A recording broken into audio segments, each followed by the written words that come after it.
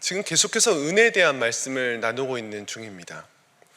그 중에서 무슨 말씀을 전할까 하다가 제가 이름이 이삭이다 보니까 이삭이랑 관련되면 좋겠다라는 생각을 좀 하게 되었습니다. 제가 참 많이 받는 질문이 있는데, 이삭이란 이름을 아버지께서 왜 지어주셨습니까? 라는 질문입니다. 사실 이삭이란 뜻이 웃음이기도 하고 또 약속의 아들이기도 해서 늦게 나오거나 또는 웃음이 많거나 또는 이 아이가 순종을 잘하고 복이 많으면 좋겠다, 여러 가지 이유로 이삭이란 이름을 다들 지어줍니다. 그런데 저 이름은 조금 다른 게, 저를 위해서 지어주신 것이 아니라 제 아버지께서 일대 신앙이십니다. 그래서 본인이 아브라함이란 이유로 저에게 이삭이란 이름을 지어주셨더라고요. 그래도 제 이름이다 보니까 저는 굉장히 제 이름을 좀 좋아합니다. 그래서 이삭이란 이름에 대해서 좋은 뜻을 찾기도 하고, 어렸을 때는 괜히 그 본문들을 더 살펴보기도 했었습니다. 그러다가 이제 제가 신학교를 가게 되어서 신학교에서 한 수업을 듣는데 구약에 대한 이제 말씀을 듣게 되었었습니다. 근데 굉장히 구약을 사랑하시던 한 교수님이 계셨습니다. 그분이 강의를 할 때마다 이 창세기 강의를 하시는데, 본인은 야곱을 너무 좋아한다 말씀하시고 굉장히 이삭을 싫어하셨었습니다. 이렇게 말씀하셨습니다. 이삭은 한 것이 아무것도 없다, 고기나 좋아했던 사람이다라는 이야기를 하시더라고요. 분명히 저를 향한 이야기는 아닌데 괜히 기분이 좋지 않았고, 지금까지도 그것이 똑똑히 기억나는 것을 보면은 괜히 저에 대한 공격처럼 느껴졌던 것 같습니다. 이제 시간이 많이 지났습니다. 시간이 많이 지나서 이제 신학을 처음 대하던 때가 아니라 말씀을 전하는 사역자로 서게 되었습니다.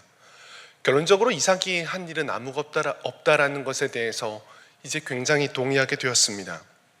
그런데 이것은 단순히 이삭에 대한 것만은 아닙니다. 성경에 그 어떤 인물도 드러나서는 안 된다라는 것이죠. 오직 예수 그리스도만 드러나야 됩니다. 레오나르도 다빈치가 3년이 걸려서 최후의 만찬이라는 그림을 그렸습니다. 그러면서 친구에게 처음으로 그 그림을 보여주면서 이 평을 부탁했습니다. 그러자 그 친구가 너무나 훌륭해서 저 잔이 너무나 사실적이어서 그 잔에서 눈을 떼어놓을 수가 없네 라고 말했습니다. 그러자 다빈치는 그 말이 떨어지기가 무섭게 붓을 들어 그 잔을 그어버렸습니다. 왜냐하면 어떤 것도 그리스도로부터 우리 시선이 떨어져서는 안 된다, 빼앗겨서는 안 된다라는 이유 때문이었습니다. 저는 오늘 말씀도 바로 그렇다라고 생각합니다. 아브라함의 훌륭함이나 이삭의 순종이나 그 어떤 것도 아니라 바로 오늘 말씀에서도 우리는 그리스도를 볼 수 있어야 된다는 것이죠. 그리스도로 들어가기 전에, 얼마 전에 저희 집 막내가 교회에서 그림을 하나 그려왔습니다. 그림을 그려왔다기보다는 가족 그림을 색칠을 해왔더라고요.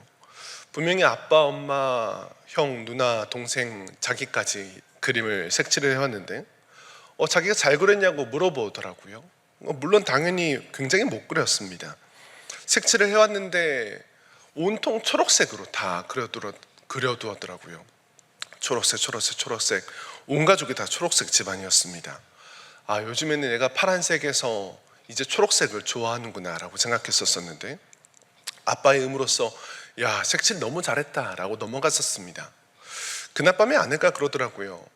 이 아들이 왜 초록색으로 색칠한 줄 아냐고. 그래서 당연히 그냥 요즘엔 초록색 좋아하는 거 아니야 라고 물어보니까, 그날 하루 종일 애가 준비 준비해야 된다라고 외치고 다녔다고 하더라고요. 알고 보니까 좀비를 그렸더라고요. 우리 가족이 다 좀비라고 그렇게 초록색으로 색칠을 했다라는 겁니다. 그래서 다음날 아침 일어나자마자 야, 너는 아빠가 목사인데 온 가족을 좀비라 그러면 어떡하냐라고 하면서 한마디를 했더니 또다시 준비하고 지나갔습니다. 그러다가 한 가지 생각하게 된 것이 있습니다. 그것이 무엇이냐면은, 좀비는 살아있는가 죽어있는가 라는 질문입니다. 우리가 알기로 좀비는 살아있습니까 죽어있습니까? 사실 답이 없는 질문이긴 합니다. 예전에 나는 전설이다라는 영화가 있었습니다. 그 나는 전설이다라는 영화를 보게 되면은 배경이 이렇습니다. 세상이 이제 다 좀비가 된 겁니다. 그때 살아남은 한 사람이 있습니다. 그 한 사람이 이제 좀비를 잡아서 연구하기 시작합니다. 어떻게든 다시 좀비에서 사람으로 돌아올 수 있는가를 연구하기 시작한 것이죠. 그래서 좀비를 잡아다가 연구를 하고 그 좀비가 죽게 되면 또 다른 좀비를 잡아다가 연구하기 시작했습니다.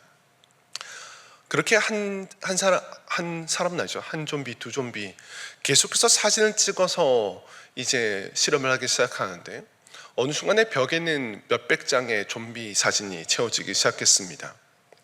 그러다 어느 날 한 여자 좀비를 데리고 왔는데 남자 좀비가 그때부터 계속해서 공격하며 그 여자 좀비를 찾기 위해 나온 겁니다. 그래서 이 남자가 한 가지를 알게 되었는데 그것은 좀비에게 감정이 있다는 것을 알게 된 것이었습니다. 그래서 이 마지막 나는 전설이다라는 영화의 끝은 이렇습니다. 나는 전설이다라는 영화의 제목은 한 사람이 살아남아서 그 사람이 전설이 된 이야기가 아니라 좀비 입장에서 보면은 자신들을 실험하고 학살하는 한 전설적인 사람의 이야기다라는 것이죠. 그렇다면 좀비는 살아있습니까? 죽었습니까? 라는 질문에 다시 한번 대답할 수 있겠죠. 저는 좀비에게 있어서 가장 큰 특징은 바로 이것이라고 생각합니다. 바로 생명을 갈구한다라는 겁니다. 생명체를 찾고 생명체를 물고 생명을 얻어내려 합니다. 이것이 그들의 특징입니다. 그 어떤 것도 그들에게 관심이 없지만 어떻게든 그 생명을 찾아 굶주리며 생명을 물어 생명을 얻으려고 하는 개체입니다. 저는 어쩌면 이것이 우리들의 모습과 비슷하지는 않을까 한번 생각해 보았습니다. 우리는 각자 무엇이 진짜 평안이고 진짜 생명인지도 모른 채 그냥 갈구하면서 살아갑니다. 마치 생명의 나음을 얻기 위해 베데스다를 찾아가는 사람들처럼 보입니다. 베데스다에 가면 낫는다더라 라는 소문이 있었습니다. 그 베데스다 연못에 가게 되면은 그 천이 흔들릴 때 가장 먼저 들어가는 사람이 낫는다라는 그 소문 때문에 수많은 사람들이 그 자리에 모이게 되었습니다. 그 소문을 듣고 그 모인 사람들은 그곳에 하루 이틀, 1년, 2년이 아니라 어떻게든 낫기 위해 그 자리에 수많은 사람들이 계속해서 모입니다. 어쩌면 우리도 소문을 듣고 그곳에 희망이 있고 소망이 있고 구원이 있는 것으로 생각하고 달려갑니다. 죄로 인해 모든 것이 망가져서 생명 되신 하나님과의 연결이 끊어진 우리입니다. 하나님과의 관계가 망가진 우리들은 그 어떤 것에도 절대로 진짜 생명을 얻을 수 없기에 그 생명이 무엇인지도 모른 채 계속해서 갈구하고 찾아다니는 것이죠. 그런 우리가 모여서 어떻게 하면 나을 수 있는가? 베데스다의 소문을 우린 여전히 듣고 있다라는 것이죠. 물이 흔들릴 때 가장 먼저 들어가면 낫는다더라. 지금도 마찬가지입니다. 돈이 많으면 낫는다더라. 공부를 정말 잘하면 낫는다더라. 권력을 가지면 낫는다더라. 좋은 사람들과 좋은 관계를 맺으면 낫는다더라. 어느 동네에 살면 낫는다더라. 하지만 그것이 정말 남을 얻었습니까? 성경에 나온 인물들도 그러합니다. 사마리아 여인에게는 남자를 잘 만나면 낫는다더라. 바리새인들에게는 율법을 잘 지키면 낫는다더라. 삭개오에게는 돈을, 권력을 가지면 낫는다더라 라는 그 소문이 바로 그 생명을 얻기 위해 그들은 달려갔었습니다. 어쩌면은 생명을 얻기 위해 달려가는 그 사람들의 모습들을 우린 여전히 보고 있으며 그 모든 곳에서 살펴볼 수 있습니다. 그런데 어떻게 되었습니까? 정말로 남을 입었습니까? 정말로 나아서 생명을 얻게 되었습니까? 사실은 낫지 않았습니다. 더 많은 돈을 모으기 위해 가족을 희생하고 내 건강을 희생하고 권력을 갖기 위해 정직과 나라를 희생시키고 부모의 헛된 소망을 위해서 자녀를 희생시키며 자녀를 위해 해주는 학원, 학군, 하지만 결국 그것이 자녀를 죽이기도 하고 관계를 소중히 했더니 그 관계에서는 아픔이 나를 집어삼키는 그 모든 것들을 겪게 되었습니다. 이것은 결국 생명을 갈구하지만 생명을 찾지 못하고 오히려 비극을 찾게 되는 모습을 보게 됩니다. 세상에서 말하는 구원과 세상에서 말하는 나음과 세상에서 말하는 그 생명, 그 소문을 듣고 그 소문을 향해 다 같이 모여들어 달려가지만 그곳에서는 나음을 얻을 수 없고 생명을 찾을 수가 없었습니다. 하나님이 아닌 다른 것에서 아무리 구원을 찾고 생명을 찾아도 찾을 수가 없다라는 것만 발견하게 되는 것이죠. 이것은 교회를 다닌다고 해결되는 것도 아닙니다. 한 가지를 더 생각해 본다면은 베데스다는 어쩌면 가장 종교적인 장소이며 구원받는 시스템을 우리에게 보여줍니다. 천사와 기적, 은혜와 치유, 성전과 양문, 이곳에서 구원을 받는 방법이라고 제시하는 것은 먼저 들어가면, 더 열심히 하면, 더 빠르면, 경쟁에서 이기면, 이것은 조건부 구원에 대한 이야기밖에 되지 않습니다. 마치 신천지의 이야기를 듣는 것 같습니다. 모든 좋은 말은 다 가지고 있는 신천지입니다. 그들은 엄청난 열심을 가지고 있습니다. 어떤 분은 우리 또한 저런 열심을 가져야 된다라고 말하지만 사실 그래서는 안 됩니다. 신천지가 열심히 하는 이유는 바로 우리의 종교성을 극대화한 것이기 때문입니다. 14만 4천 안에 들어가 된다는 구원, 그 안에 들기 위해서는 자신이 할 수 있는 모든 것을 다해서 최선을 다합니다. 자신의 몸을 팔아서라도 한 영혼이라도 구원하기 위한 것이 아니라 바로 그 14만 4천 안에 들기 위한 열심을 합니다. 혹시나 내가 열심히 떨어져서 14만 4천 1번이 되는 순간에 바로 그 구원이 취소되게 됩니다. 그렇기 때문에 자신을 계속해서 채찍질하는 것이고, 가장 빠르게, 가장 많이, 가장 열심히, 바로 구원을 향해, 생명을 향해 종교 시스템을 가지고 열심히 나아가게 되는 것이죠. 바로 나로부터 생명을 찾는 구원에 대한 이야기입니다. 그럼 우리는 질문해야 됩니다. 어떻게 났습니까? 진짜 그 생명은 어떻게 우리가 찾을 수 있습니까? 오늘 말씀은 이렇게 말합니다. 창세기 22장 1절 2절은요, 그 일 후에 하나님이 아브라함을 시험하시려고 그를 부르시되 아브라함 하시니 그가 이르되 내가 여기 있나이다. 여호와께서 이르시되 내 아들 내 사랑하는 독자 이삭을 데리고 모리아 땅으로 가서 내가 내게 일러준 한 산 거기서 그를 번제로 드리라. 지금 그 일 후에라는 것은 창세기 21장 후에입니다. 그렇다면 창세기 21장 이후에 이루어진 것이 무엇인지를 함께 살펴봐야 됩니다. 하나님께서 창세기 12장에서 아브라함을 부르셨습니다. 아브라함에게 있어서 하나님께서 부르시는 것은 사실 말도 할 수 없는 굉장히 신기한 일이었습니다. 왜냐하면 신의 부르심을 직접 받은 것이기 때문입니다. 사도행전 7장 2절 3절을 보게 되면 스데반이 이르되 여러분 부형들이여 들으소서, 우리 조상 아브라함이 하란에 있기 전 메소포타미아에 있을 때 영광의 하나님이 그에게 보여 이르시되 내 고향과 친척을 떠나 내가 내게 보일 땅으로 가라 하시니, 아직 하나님을 전혀 알지 못했던 때였습니다. 아브라함은 하나님을 전혀 모르던 그때에 하나님의 부르심으로 말미암아 길을 떠났습니다. 그런데 그것은 사실 쉽지 않은 길이었습니다. 왜냐하면 그에게 말씀하신 자손과 땅, 그리고 복, 그 모든 것은 그저 약속으로만 쥐어져 있었던 것이기 때문이었습니다.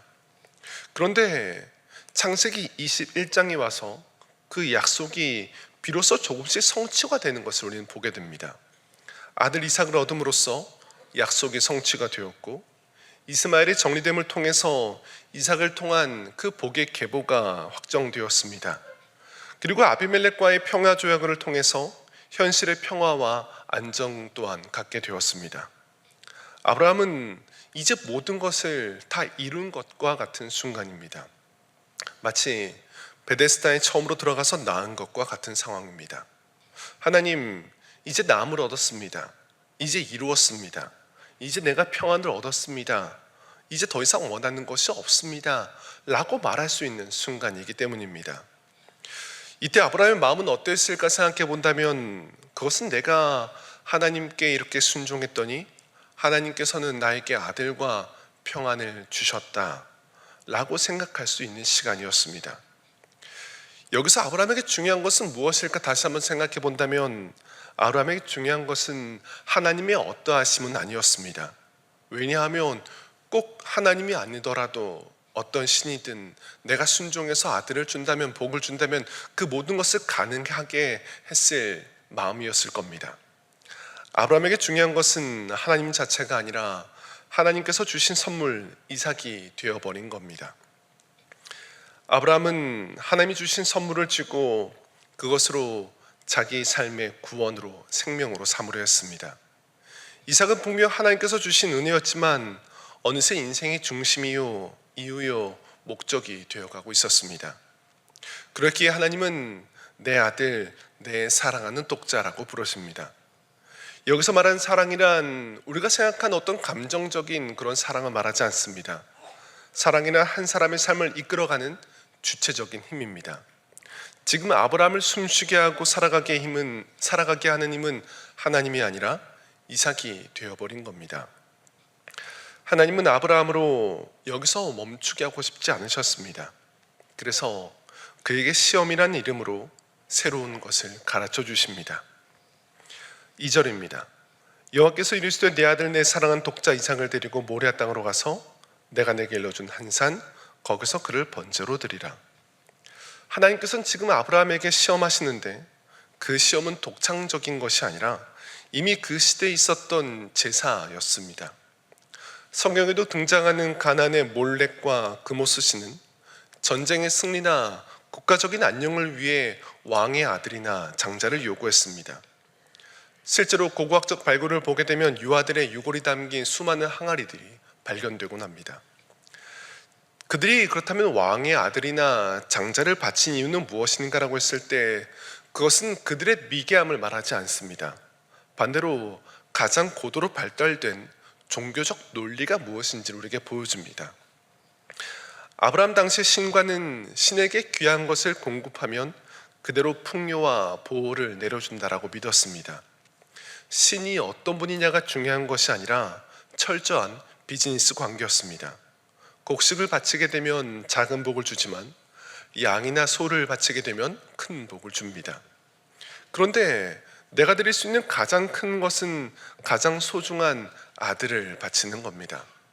이것은 신이 거절할 수 없는 최상의 대가를 드렸으니 무엇이든지 반드시 들어줘야 되는 관계였습니다. 즉 신에게 빚을 지어 신으로 하여금 내 뜻대로 해줄 수밖에 없게 만드는 것이었습니다. 지금 하나님께서 아브라함에게 이삭을 번제라고 드리라고 하는 것은 단순히 아들을 제물로 드려라 라는 것이 아닙니다. 내가 이만큼 순종했으니 하나님은 나에게 생명을 주셔야 됩니다. 하나님께서 일하시는 것은 바로 너희의 순종과 너희의 제물을 통해 일한다는 의미가 되는 겁니다. 따라서 아브라함이 이삭을 바치는 것은 당시 종교에 굉장히 부합하는 것이며 하나님께 빚을 지어서 하나님으로 하여금 가장 좋은 것을 하도록 하는 것이었습니다. 만약 여기서 이삭을 바치는 것으로 끝났다면 종교가 맞닿는 것으로 끝이 납니다. 우리 또한 아브라함처럼 열심히 순종해야 되는 것이고 이삭과 같이 바쳐줘야 되는 존재가 되는 겁니다. 하지만 하나님은 비즈니스 파트너와 같은 존재가 아니십니다. 하나님은 아버지십니다. 하나님은 아브라함과 거래하기 위해 부르신 적이 없었습니다. 하나님은 아브라함의 노력도 헌신도 필요 없으신 분이십니다. 심지어 이삭의 피도 그분에게는 전혀 필요하지 않습니다. 하나님은 지금 아브라함에게 진정한 생명이 무엇인지를 또한 그 진정한 생명을 주고 싶어 하십니다. 하나님은 아브라함에게 시험하시는 것이 아니라 시험이란 이름으로 가장 중요한 것을 가르쳐 주십니다. 바로 너의 진짜 생명이 어디서 오느냐라는 겁니다. 11절부터 13절입니다. 여호와의 사자가 하늘에서부터 그를 불러 이르시되 아브라함 아브라함 하시는지라. 아브라함이 이르되 내가 여기 있나이다 하매 사자가 이르시되 그 아이에게 내 손을 대지 말라. 그에게 아무 일도 하지 말라. 내가 내 아들 내 독자까지도 내게 아끼지 아니하였으니 내가 이제야 내가 하나님을 경외한 줄을 아노라. 아브라함이 눈을 들어 살펴본즉 한 순양이 뒤에 있는데 뿔이 수풀에 걸려 있는지라. 아브라함이 가서 그 순양을 가져다가 아들을 대신하여 번제로 드렸더라. 우리가 너무도 잘 아는 장면입니다. 이 장면에서 우리는 하나님께서 만드시는 것이 무엇인지를 다시 한번 살펴볼 수 있습니다. 하나님께서 지금 아브라함에게 명확하게 가르쳐주고 계신 것은 나는 너에게 빚을 지는 하나님이 아니다. 나는 너희의 순종에 의해서 움직이는 하나님이 아니심을 보여주십니다.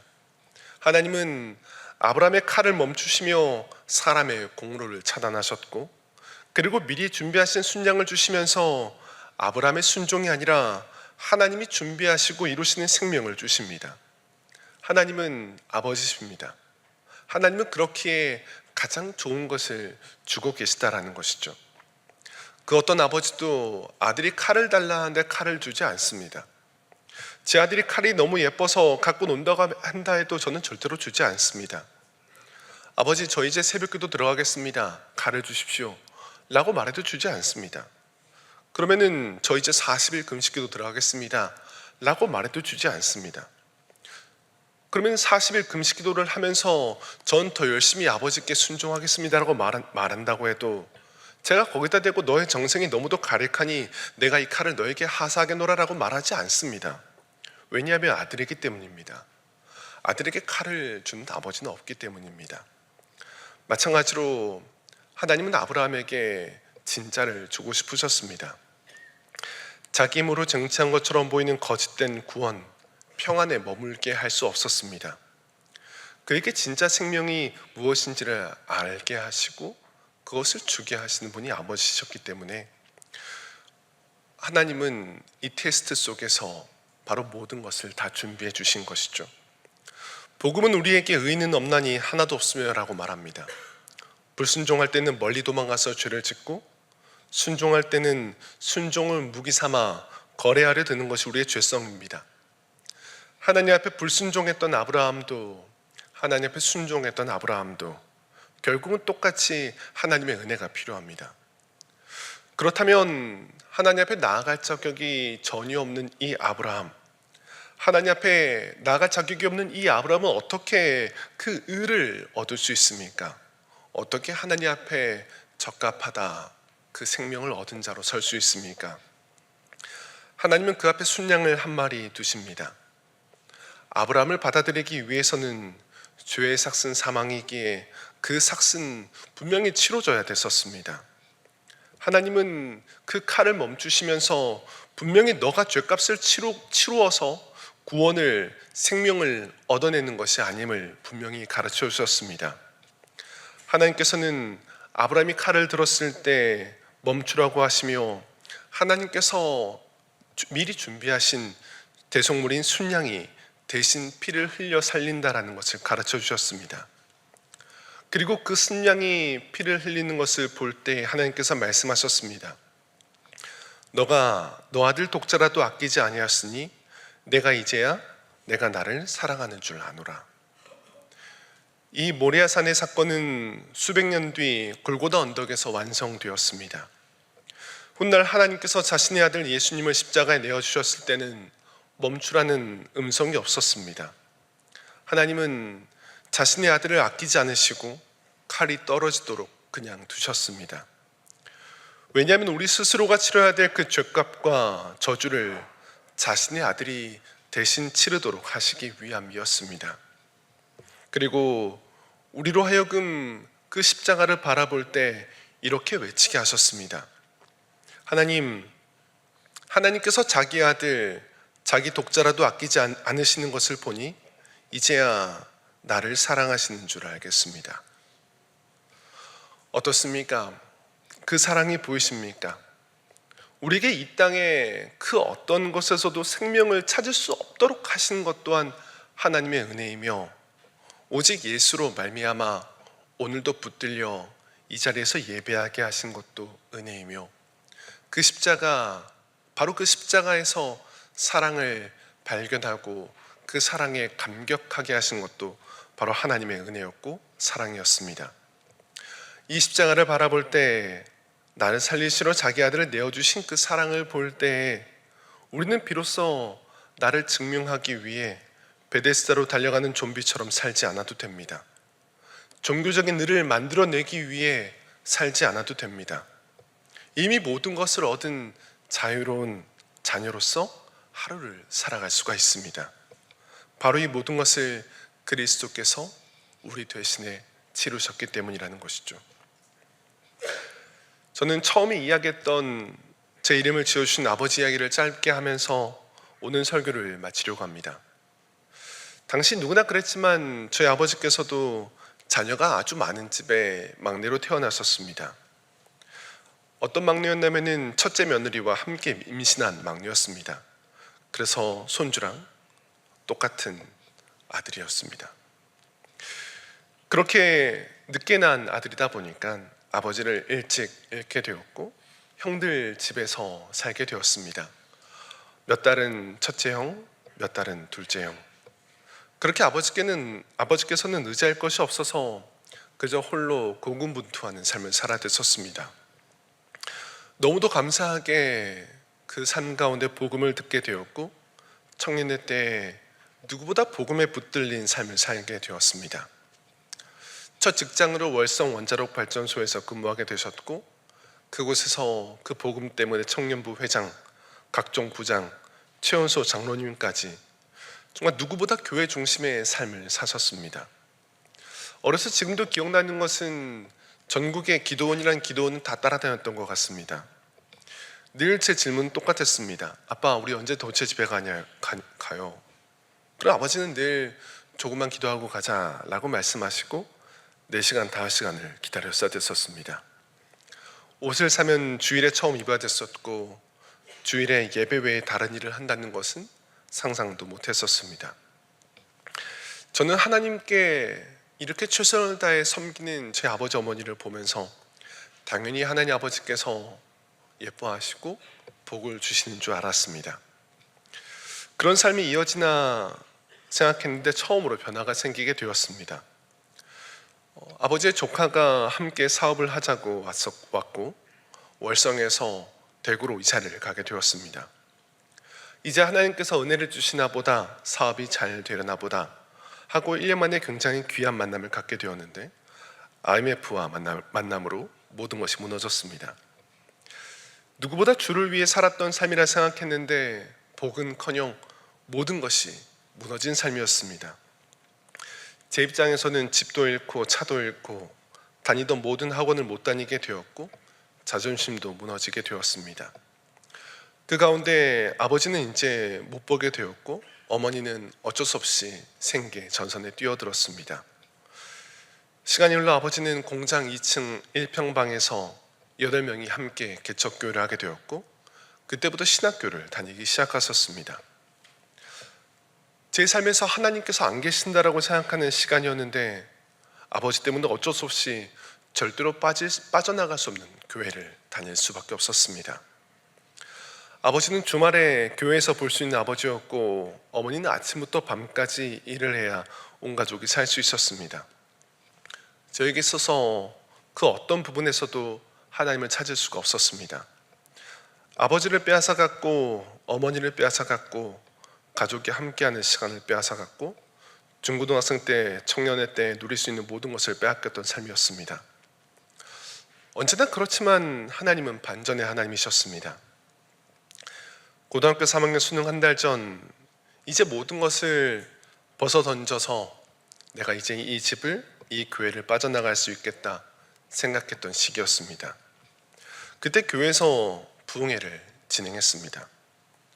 아버지는 저에게 드럼을 쳐달라고 부탁하셨고 저는 아버지의 부탁이었기에 아주 단호하게 안 된다고 말씀드렸습니다. 그런데 그 아버지께서는 삼고초려하시면서 꼭 너가 드럼을 쳐줘야 된다라고 이야기를 했고 드럼을 칠 줄도 모르는데 가서 드럼을 치기 시작했습니다.